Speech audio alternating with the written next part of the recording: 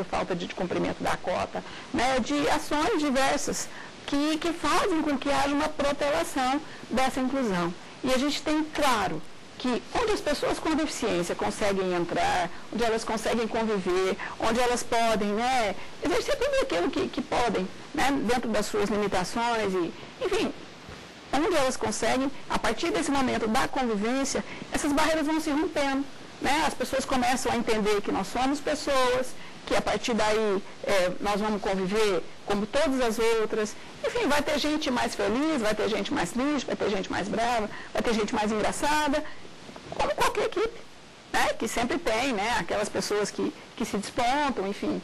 Mas a gente tem visto isso na prática, que onde a pessoa com deficiência, né, é admitida como parte integrante, quando ela se sente também pertencente àquele grupo, as barreiras vão se diluindo, as barreiras vão sendo reduzidas, porque a gente sabe que é uma questão mesmo de atitude, e isso a gente precisa mudar, você, eu, todos os nossos convidados aqui, né, todos os dias.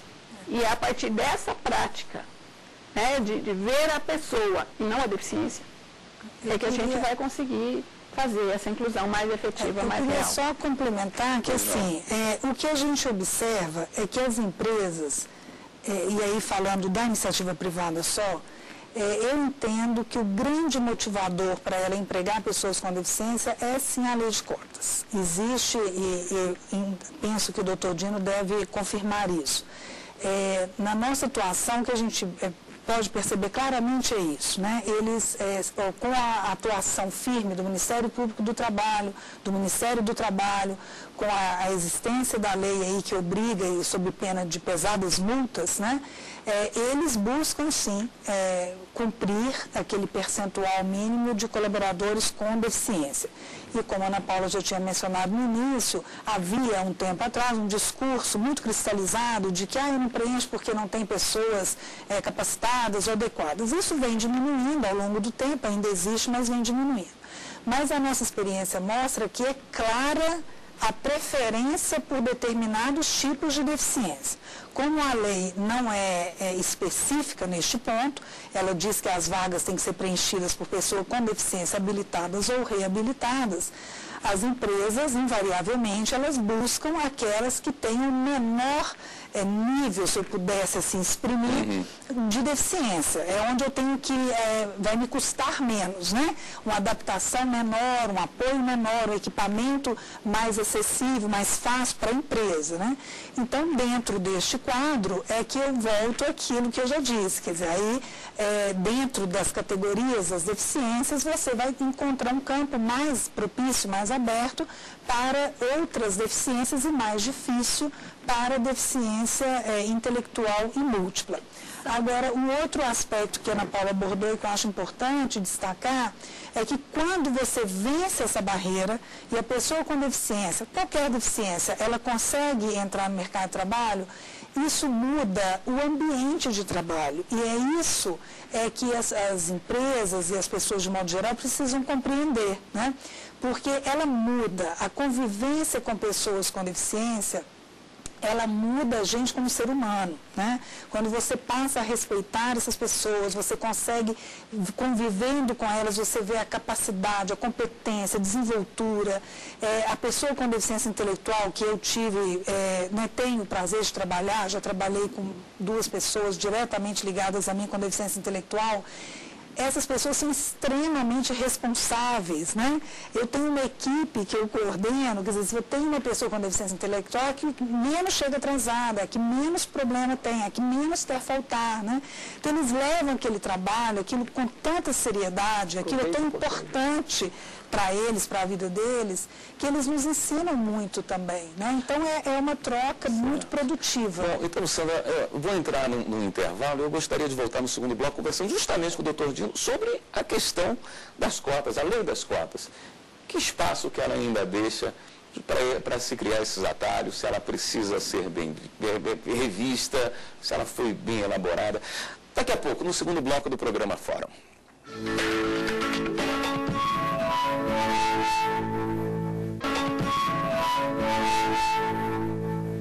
Estamos Estamos de volta com o programa Fórum. Lembrando que se você quiser participar do programa de uma maneira mais direta, mais intensa, você pode mandar um e-mail para a gente, sugerindo inclusive temas para futuros programas. O e-mail é fórum@stf.jus.br.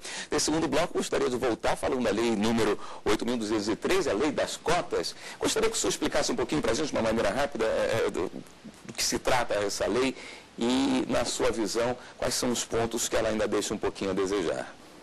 A Lei 8.213, ela prevê que empresas que tenham acima de 100 empregados obedeçam um percentual mínimo de 2% reservada a pessoas com deficiência, seja física, visual, intelectual ou múltipla. E o que se vê na prática, de fato, como a doutora Sandra comentou no outro bloco, é que as empresas vem dando prioridade na contratação, né, no preenchimento dessas cotas, a pessoas com deficiência física, né, dada a produtividade, enfim.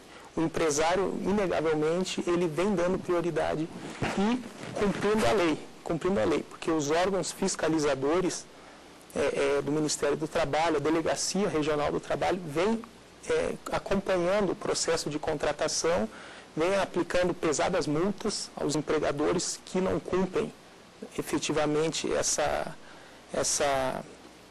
cota reservada, né, às pessoas com deficiência.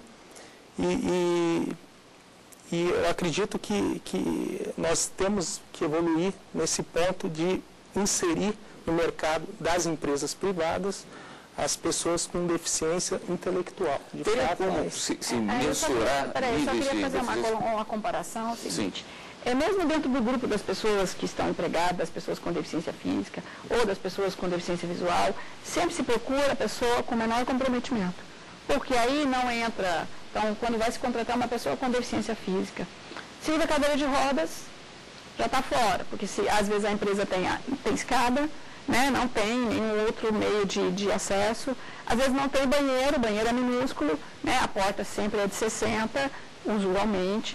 Então, há uma tendência mesmo das empresas de ficarem como estão, né, de não se abrirem para essa nova perspectiva, né, de empregar alguém que possa trabalhar, enfim, mas também de adequar-se a esse ambiente inclusivo, né, de também investir nessas novas, enfim, que seja tecnologia, seja o que for, para garantir essa inclusão plena. Então, agora, Ana Paula, em competições esportivas, por exemplo, se mensura para se garantir igualdade de condições nas competições, graus de deficiência. Isso não poderia estar presente na lei? É obrigatória a contratação de 2%, sendo que 0,5% tem que ser grau 5, grau 7, porque o que entra aí, por exemplo, uma pessoa com surdez em um dos ouvidos, ela seria uma pessoa com deficiência? Pela lei atual, não. Mas o que essa convenção trouxe de novo é o paradigma social, né? O que é isso?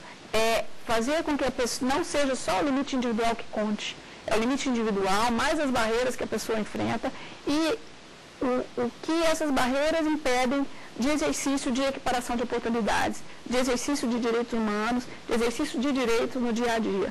Então, eu vou usar uma ilustração só para as pessoas poderem entender. É como se, eu vou falar do modelo médico e do modelo social, né? Como se no modelo médico a gente tivesse uma urna de eleição num patamar só acessível por escada. E embaixo tivesse uma pessoa em cadeira de rodas, esperando, né, enfim, lá esperando aquela sensação mesmo de impotência de saber como fazer para resolver a questão. E passasse alguém do modelo médico e dissesse, olha, coitado, não pode votar porque tem uma deficiência. Né? E vem alguém do modelo social e diz, é um absurdo, essa urna nunca podia estar ali. Então, essas diferenças é que fazem. E o governo federal já contratou um estudo que está em andamento sobre a classificação e valoração da deficiência.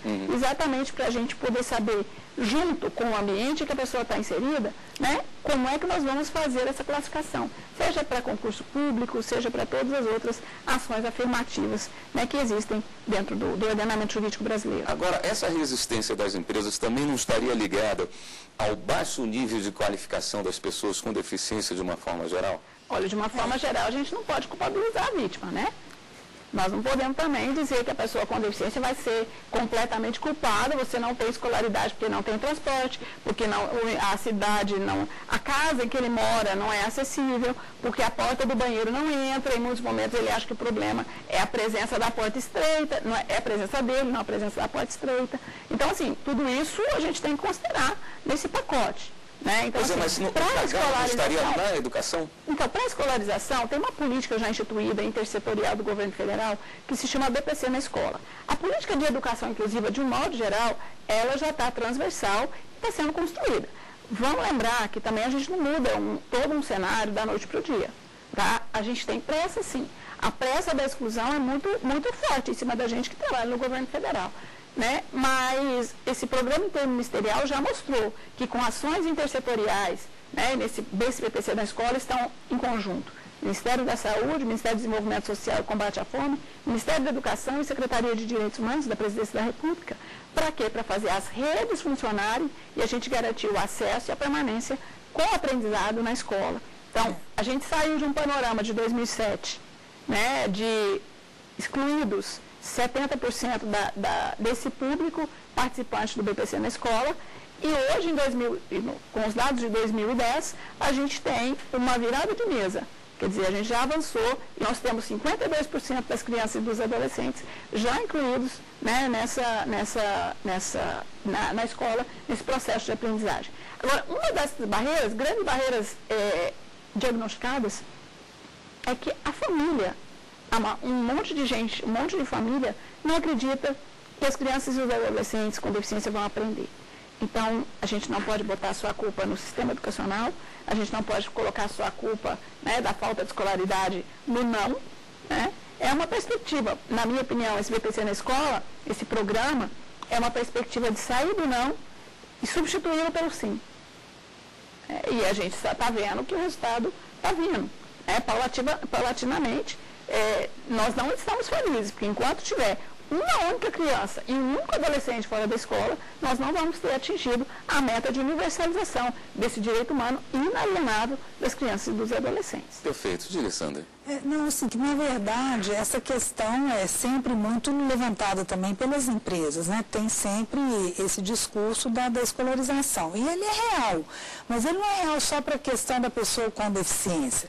As últimas pesquisas mostraram a situação do Brasil no cenário mundial na questão da educação e, lamentavelmente, nós ocupamos um dos piores lugares, né? Então, eu acho que a questão da educação para um país em processo de desenvolvimento como o Brasil, ela é crucial, né? O investimento na educação, na melhoria da qualidade, na formação dos profissionais, quer dizer, de um modo geral, né? Eu acho que aí é mais abrangente do que só no público com deficiência, né? Agora, ainda se nós fecharmos essa análise na população com deficiência, tem um outro critério também que a gente tem que observar, que é da renda das famílias, né?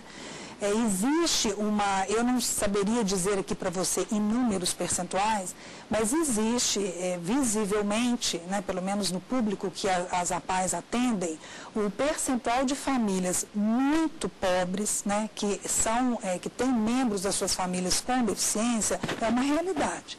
Isso não quer dizer que famílias ricas não vão ter. Isso é claro, né? A deficiência, todos nós somos sujeitos a nascer com uma deficiência ou até adquirir uma deficiência